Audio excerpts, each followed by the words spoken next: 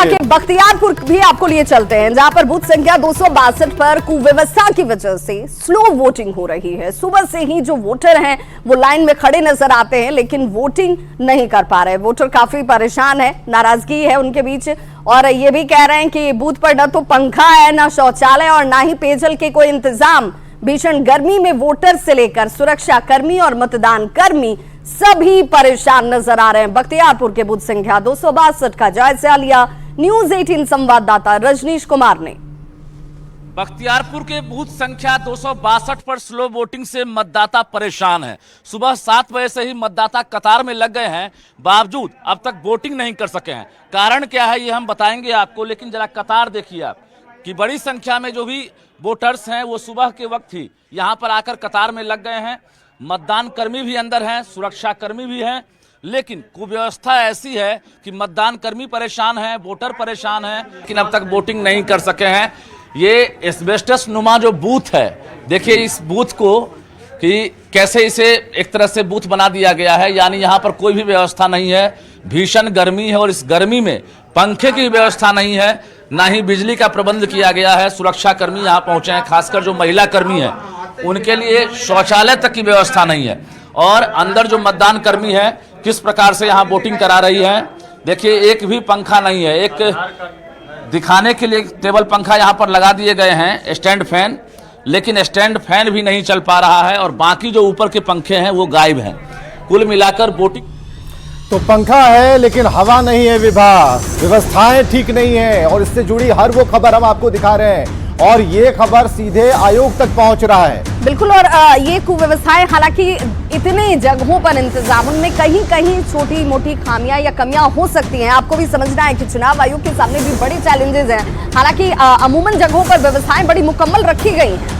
बिल्कुल, और जामताड़ा की तरफ अगर चले तो जामताड़ा में विधानसभा अध्यक्ष रविंद्रनाथ महतो ने वोट डाल दिया है। फतेहपुर प्रखंड के बूथ संख्या 91 में परिवार के साथ पहुंचे, वोट डाला, लोगों से वोट की अपील की।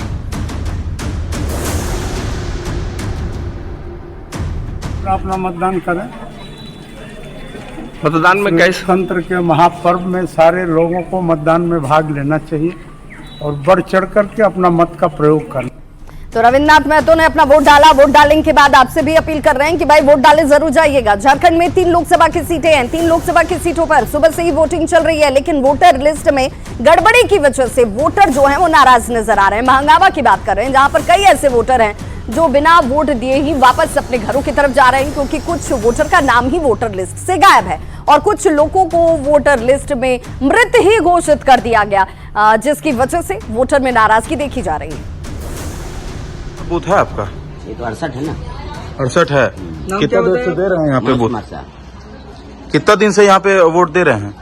वर्षों से दे रहे हैं, जब से यहाँ पे हुआ है। आज का वापस जा रहे हैं? नाम ही नहीं है उसमें, पर्ची में। पर्ची में नाम नहीं है? हाँ, ये नहीं है। ढूंढे अच्छे से? हाँ भाई, पूरे वहाँ भी देखे, बीएलओ बोली कल दे देंगे, अभी तक है ही नहीं। परेशानी यही लिए सर कि हम लोग वोटर हर साल वोट देते हैं। अभी जो वोट देना है, हाँ। जो कि मेरा वो वोटर कार्ड में जो कि वहाँ मेरा मृत्यु लिखा हुआ है, वोटर लिस्ट में मृत्यु लिखा हुआ है। वोट देने गए सर, हाँ। वोट देने नहीं दिया। वोट देने नहीं दिया? ये देखिए इसका आधार कार्ड, सब कुछ इसका देखिए। अच्छा, तो मृत्यु है जी, मतलब मर चुके हैं आप? नहीं, हम हमको मार जिंदा में मार दिया गया। कागज में लिखा मर गया है, लेकिन है तो जिंदा ही। प्रशासन की घोर लापरवाही है। हाँ। और प्रशासन को ऐसे सब जो भी सर्वे करने आते हैं इस पर एकदम दंडात्मक कार्रवाई होनी चाहिए। समस्याएं हैं तो उसका निदान भी है। गोड्डा में वोटर दूर दूर से अपने अपने बूथ पर वोट डालने के लिए पहुंच रहे हैं। बूथ संख्या 109 से अधिक जानकारी दे रहे हैं गौरव झा। लोकतंत्र को मजबूत करने के लिए स्थानीय लोग शहर छोड़कर गांव आ रहे हैं। गांव इस वजह से आ रहे हैं ताकि अपने मताधिकार का प्रयोग कर सके। इस वक्त हमारे साथ एक महिला है। सबसे पहले तो आप अपने हाथ से वो अमिट निशान दिखा दे कि आपने अपने मताधिकार का प्रयोग कर लिया है। बिल्कुल, आप बता रही थी कि आप दूर से आए, रहते नहीं है यहाँ। कहाँ रहते हैं और मतदान का कितना महत्व है? जी, हम लोग गोड्डा में रहते हैं। तो आज वोट करने के लिए आई गाँव? जी, वोट देने के लिए गाँव आए हैं। क्या कहेंगे लोगों से? मतदान किस मुद्दे पर वोटिंग किया है आपने? वोट तो सबको देना चाहिए, सबका अधिकार है। तो कोई कहीं भी रहे तो जहां जिसका है वोट देना ही चाहिए। कितने देर लंबा लाइन इंतजार किया आपने? लगभग आधे घंटे से ज्यादा। नाश्ता वास्ता कर लिए या फिर पहले? जी, घर से करके आए हैं ना। किस मुद्दों पर वोटिंग हो रही है? देश के विकास के लिए, इंफ्रास्ट्रक्चर डेवलपमेंट के लिए। तो आप लोग शहर रहते हैं, गांव से वोटिंग के लिए गए? हाँ, वोटिंग के लिए आए। क्या माहौल है गांव में वोटिंग का? अच्छा माहौल है, सही है, सब कुछ अच्छा। फैमिली वोटिंग का जो प्रयास है वो भी लोग कर रहे हैं, ताकि घर और समाज के लोग एक साथ जाकर बूथ पर पहुंचे और फिर अपने मताधिकार का प्रयोग भी करें। कैमरा पर्सन संत के साथ गौरव झा, न्यूज़ 18 गोड्डा। देखिए, ये जागरूक वोटर हैं जिन्हें पता है कि उनके वोट की कीमत क्या है और इसीलिए वो अपने मताधिकार का इस्तेमाल करने के लिए पहुंच रहे हैं अपने पैतृक स्थान, जहां पर उनका वोटर लिस्ट में नाम है। पटना में बीजेपी के राष्ट्रीय सचिव ऋतुराज सिन्हा ने अपना वोट डाला और वोट देने के बाद लोगों से भी वोट करने की अपील करते हुए नजर आए।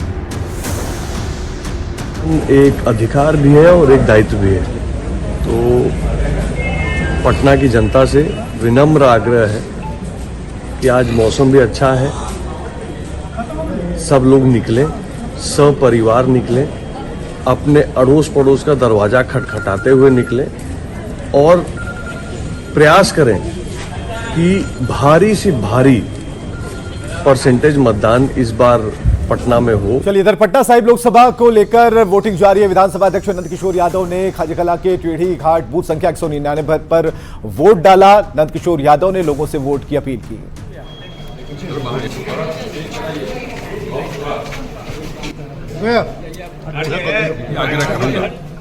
अपने पटना साहिब विधानसभा क्षेत्र के हर निवेदन होगा, वोट अवश्य करें। वोट डालने का उनका अधिकार है, अपने अधिकार का इस्तेमाल करके अपनी पसंद की सरकार बनाने का काम करें, वोट जरूर करें।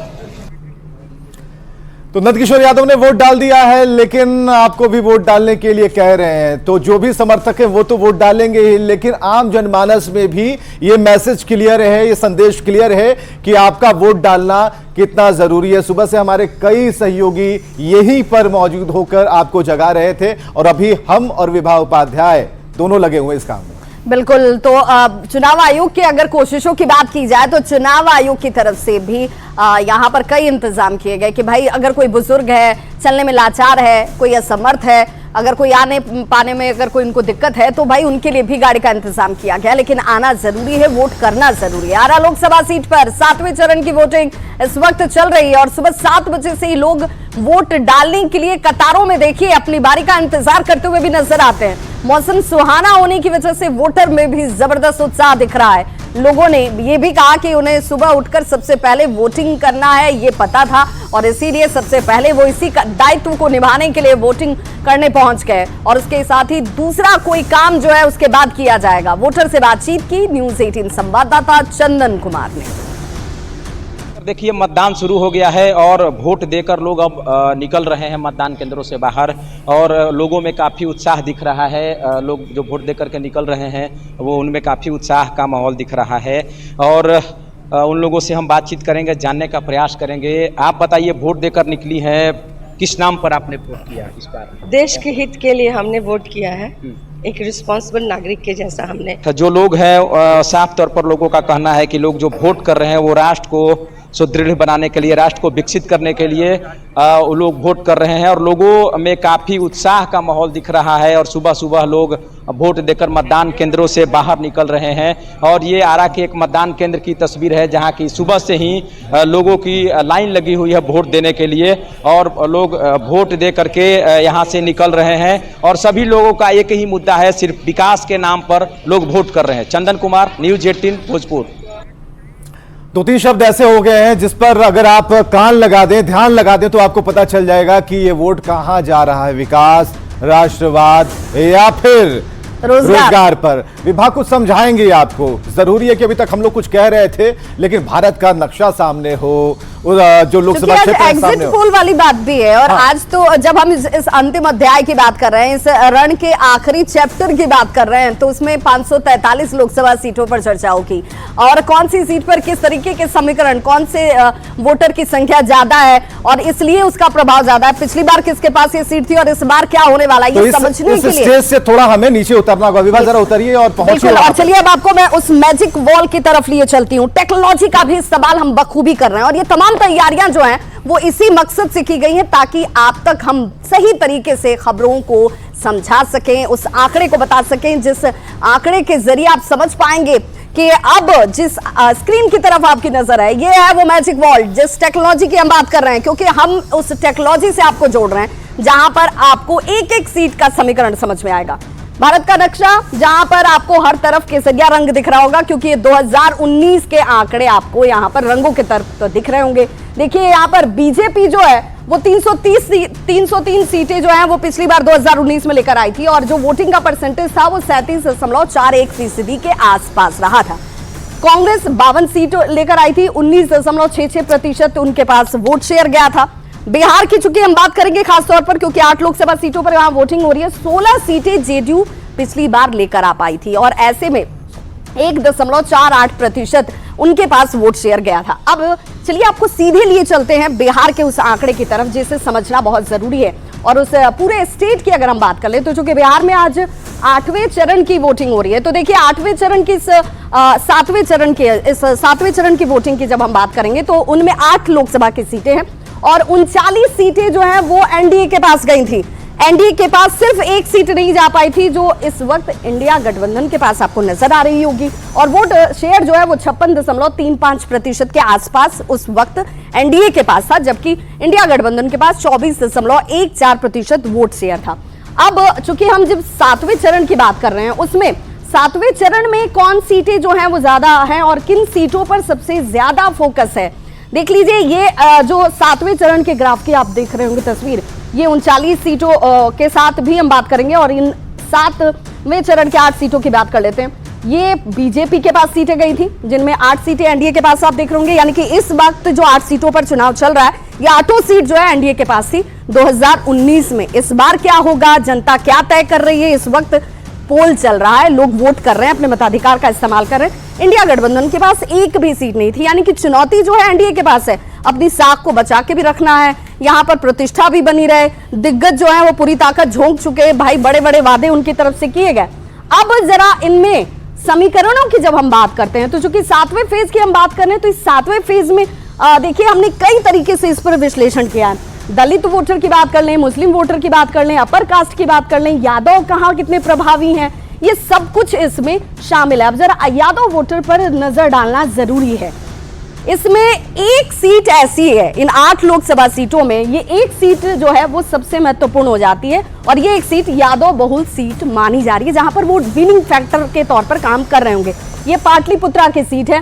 राम कृपाल यादव पिछली बार यहां से जीते थे, इस बार क्या होगा ये समझना महत्वपूर्ण हो जाता है। और ऐसे में जब हम समीकरणों पे बार बार जाते हैं, तो उनमें दलित वोटर की बात करते हैं, मुस्लिम वोटर की बात करते हैं, वोट शेयर की बात करते हैं। एक सीट चूंकि यहां पर उसने निकाली थी एनडीए ने, तो 47.28% वोट शेयर उनके पास उस वक्त 2019 में मिला था।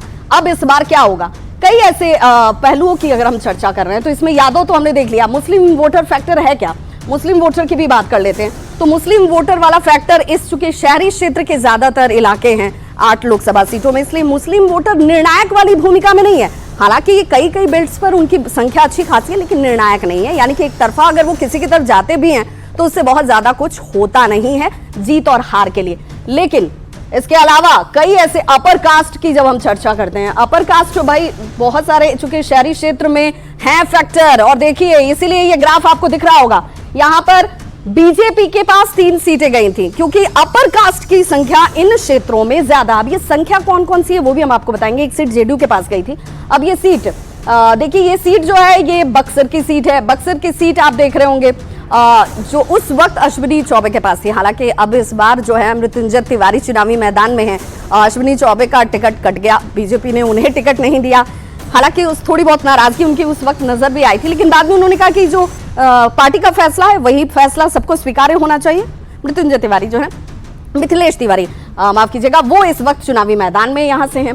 दूसरी सीट जो है वो आरा की है, आरके सिंह। एक बार फिर से चुनावी मैदान में आरके सिंह ही है, लेकिन आरके सिंह के लिए क्या इस बार राह आसान होगी, क्योंकि इस बार 2019 में आरके सिंह ने यहाँ से जीत हासिल कर ली थी, लेकिन इस बार क्या होगा। तीसरी सीट जो बीजेपी के पास गई थी वो सीट भी आपको देखनी और समझनी होगी। ये सीट थी पटना साहिब की सीट। पटना साहिब से रविशंकर प्रसाद, देखिए भाई पटना साहिब की सीट की अगर हम बात कर रहे हैं तो पटना साहिब की सीट पर सबसे कम अभी तक वोटिंग हो रही है। क्यों हो रही है, अब इस पर भी मंथन और चिंतन करने की जरूरत है। तो अब ऐसे में समझना होगा कि इस पूरे ग्राफ को जानने और समझने के बाद जब हम सीधे तौर पर अगर हम बात करते हैं, जिन आंकड़ों की हम चर्चा कर रहे थे कि अब जब उस तरफ हम बढ़ेंगे, और तो वैसे में ये देखना होगा कि आखिर वो समीकरण कौन से हैं जिनको साधते हुए जो पार्टियां हैं वो तय कर रही थी कि भाई जीत और हार विवेक इस बार किसके पास जाने वाला है। क्योंकि हमने ग्राफ के जरिए तो बता दिया कि भाई ये तब था, अब क्या होगा, जनता वही तय कर रही है। इतना बढ़िया तरीके से कोई बताएगा जी?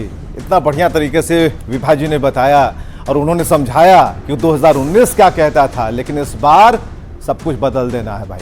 न्यूज़ 18 संवाददाता Ravi S Narayan, input editor Brajmohan Singh, और दोनों से बात की है, आम लोगों से भी बात की, उन्होंने समझने की कोशिश की है और टटोलने की कोशिश की है कि कैसा ये मतदान जा रहा है, लोगों की वोटिंग किस तरफ इशारा कर रही है। 2024 लोकसभा चुनाव के आखिरी चरण का मतदान चल रहा है। दोपहर का वक्त है, लेकिन जो तस्वीर हम आपको दिखा रहे हैं वैसी दूसरी तस्वीर सुबह से देखने को नहीं मिली इस पाटलिपुत्र लोकसभा क्षेत्र में। ये देखिए, पाटलिपुत्र लोकसभा सीट का ये मनेर का इलाका है और बूथ संख्या जो है वो 56 है। और यहाँ पे महिलाओं की जो कतार है वो एक अलग कहानी कहती है। सुबह से जो महिलाएं जो हैं वो लंबी कतार यहाँ पे आपको देखने को मिलेगी और बड़े संख्या में जो महिलाएं हैं वो घर से निकली हैं मतदान करने के लिए। ये बड़ी दिलचस्प तस्वीर है और ये सबसे सुखद तस्वीर है इस लोकतंत्र के लिए, क्योंकि घर से महिलाएं जो हैं वो वोट देने के लिए निकल रही हैं, खुलकर बाहर आ रही हैं। 15 मिनट से लगे। 15 मिनट से लगे हैं। पर पूरे परिवार के साथ आई हैं? नहीं, हम अकेले आए हैं। अकेले? और आदमी दे के चले गए। सारे लोग लेके चले गए। वोट देने कितनी खुशी है और क्या लगता है कि जो लोग अभी तक नहीं पहुँचे हैं उनको क्या कहेंगे? आके देना चाहिए उनको वोट। वोट कितना जरूरी है? बहुत जरूरी है। महिलाओं में अमूमन काफी ज्यादा संख्या में लोग निकल के आते हैं और वोट डालते हैं। शहरों में ये नहीं देखा, यहाँ के मुकाबले शहरों में जो मतदान का प्रतिशत होगा वो बिल्कुल कम होगा। 40 से 50% पहुंचते पहुंचते पटना का अगर 2014 का देखें, 2019 का देखें तो मतदान का प्रतिशत लगभग यही रहा है। लेकिन ग्रामीण इलाके ही एक तरह से जान बचाते हैं, जो इज्जत बचाने वाली बात कहते हैं। यहाँ भारी संख्या में मतदान हो रहा है। लोग गाँव में बड़ी संख्या में लेके वोट डालने के लिए आते हैं। यही हम लोग दिखाने भी आए हैं कि जिस तरह से माताएं हैं, बहनें जिस तरह से निकल के आ रहे हैं, उसी तरह से अगर तमाम लोग निकल के आए तो 60-70% के आसपास जो चुनाव आयोग का लगातार लक्ष्य भी रहा है, लगातार प्रयास भी होता रहा। ये हालांकि 7वें चरण का मतदान है, बिल्कुल आखिरी चरण का मतदान है, तो कोशिश तो लगातार होती रही है। लेकिन कुछ मौसम की बेरुखी और बहुत सारे लोग, एक बहुत बड़ा फैक्टर निकल के ये आया है कि जो एक सीजनल जो माइग्रेशन होता है बिहार से, उसका भी इम्पैक्ट यहाँ देखने को हमें मिलता है। वोट में एक जो कॉम्पिटिटिव पॉलिटिक्स होता है वो बहुत ज्यादा रहा है। लालू प्रसाद यादव के परिवार की तरफ से लगातार कोशिश हो रही है। 2 बार यहाँ से मीसा यादव हारी हैं और हैट्रिक के कगार पे रामकृपाल यादव हैं, वो कोशिश कर रहे हैं कि उनकी हैट्रिक लगे। तो एक तरह से मुकाबला बहुत जबरदस्त है।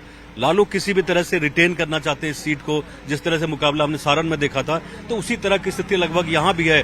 ये जो स्थिति है, बहुत ही टक्कर का मुकाबला यहाँ देखने को हमेशा मिला है। इसमें ये जो इलाका, मनेर का इलाका, इसमें यादव बहुल इलाका है, तो वही आप देख रहे हैं कि यादवों के बीच में जो जोश है वो तो आप रिफ्लेक्शन आप देख ही रहे हैं। तो ये जो स्थिति है, ये जो लाइन हम दिखा रहे हैं, ये सब स्थिति, जो रिजल्ट है, जो नतीजे वो बाद में निकल के आएंगे निश्चित तौर पे, इसमें कोई शक नहीं है। अभी पूरे दिन का वक्त बचा हुआ है।